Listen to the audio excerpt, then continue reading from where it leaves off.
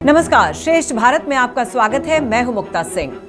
भारत और कनाडा के बीच अब मामला संभलता हुआ नजर नहीं आ रहा है।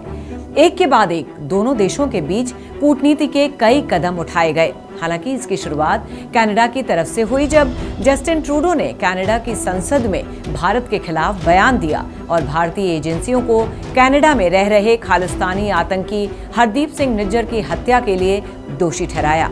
कनाडा के भारतीय हाई कमीशन में तैनात एक राजनयिक को देश छोड़कर जाने का आदेश दे दिया। भारत ने भी इस पर तुरंत कार्रवाई की और कनाडा राजनयिक को 5 दिन के भीतर भारत छोड़ने का आदेश दे दिया। इसके बाद कनाडा की ओर से एक ट्रैवल एडवाइजरी जारी की गई, जिसमें कहा गया कि कनाडा के नागरिक भारत के कुछ राज्यों में जाने से बचें। भारत ने भी इस बात का जवाब देते हुए भारतीय नागरिकों के लिए एडवाइजरी जारी कर दी, वो भी कनाडा के कुछ हिस्सों में जाने से बचे, नहीं तो वो हेट क्राइम का शिकार हो सकते हैं। कूटनीति के मैदान में ये सभी चल ही रहा था कि कनाडा से एक और कत्ल की खबर सामने आई। कनाडा में रह रहे पंजाब के गैंगस्टर सुखडूल की गैंग वॉर में हत्या कर दी गई। सुखडूल का ताल्लुक पंजाब के देवेंद्र भांबिया गैंग से था और वो साल 2017 में भारत से फर्जी पासपोर्ट पर कनाडा भाग गया था। हालांकि इस कत्ल की जिम्मेदारी लॉरेंस बिश्नोई गैंग ने ली है। भारत और कनाडा के बीच चल रहे विवाद में खालिस्तानी आतंकी गुरपतवंत सिंह पन्नू भी कूद पड़ा। उसने कनाडा में रह रहे भारतीयों को कनाडा छोड़कर भारत जाने की धमकी दी और कहा कि अगर हिंदू कनाडा छोड़कर नहीं जाते तो वो हिंसा का शिकार हो सकते हैं। Indo-Canadian Hindus, you have repudiated your allegiance to Canada and Canadian Constitution. Your destination is India. Leave Canada, go to India. Gurpatwant Singh Pannu की इस धमकी के बाद कनाडा में रह रहे भारतीयों के बीच डर फैल गया।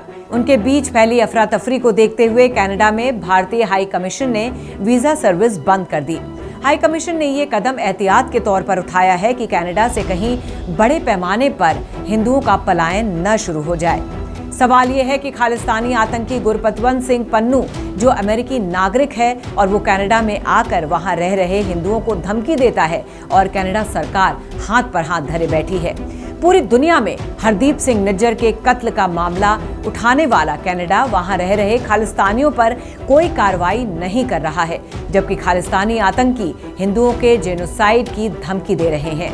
निज्जर के कत्ल का मामला G7 देशों में उठाने वाले कनाडा को भले ही G7 देशों से मदद का आश्वासन मिला हो, लेकिन पूरी दुनिया कनाडा में फल फूल रहे खालिस्तानियों के आतंक को देख रही है।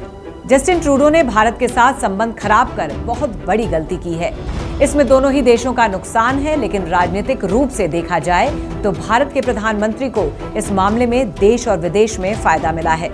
इस विवाद से उनकी छवि और मजबूत हुई है। घरेलू राजनीति में भी सभी दलों से उन्हें इस मामले में समर्थन मिला है, जबकि विश्व स्तर पर एक मजबूत देश के तौर पर भारत की छवि और मजबूत हुई है। दरअसल कनाडा दुनिया के उन विकसित देशों में शामिल है जिन्हें बहुत ताकतवर माना जाता है। पूरी दुनिया में कनाडा की ऐसी ही छवि है, लेकिन भारत ने जिस तरह से कनाडा को जवाब दिया है, दुनिया भर में इस बात की चर्चा है। कनाडा G7 देशों से भारत की शिकायत कर रहा है, लेकिन G7 देश भी केवल जुबानी जमा खर्च के अलावा कुछ नहीं कर रहे हैं। ब्रिटेन, ऑस्ट्रेलिया और अमेरिका की तरफ से बयान जरूर आया, लेकिन किसी ने भारत को लेकर कोई सख्त बयान नहीं दिया है। अर्थव्यवस्था के तौर पर भी देखा जाए तो कनाडा का GDP $2 ट्रिलियन का है, जबकि भारत की इकोनॉमी इससे दुगनी है।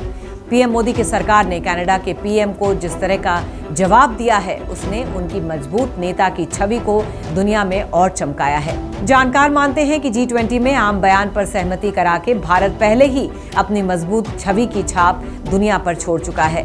अब कनाडा भारत के विवाद में जिस तरह से भारत ने कूटनीतिक कदम उठाए हैं, उसने कनाडा और जस्टिन ट्रूडो की छवि को बहुत नुकसान पहुंचाया है। और अगर कनाडा अपने यहाँ पल रहे खालिस्तानियों पर नकेल नहीं कसता है, तो भारत भी कनाडा के आसपास कूटनीति का घेरा तंग करता जाएगा। तो फिलहाल की इस खबर में बस इतना ही। बाकी खबरों के लिए देखते रहिए श्रेष्ठ भारत।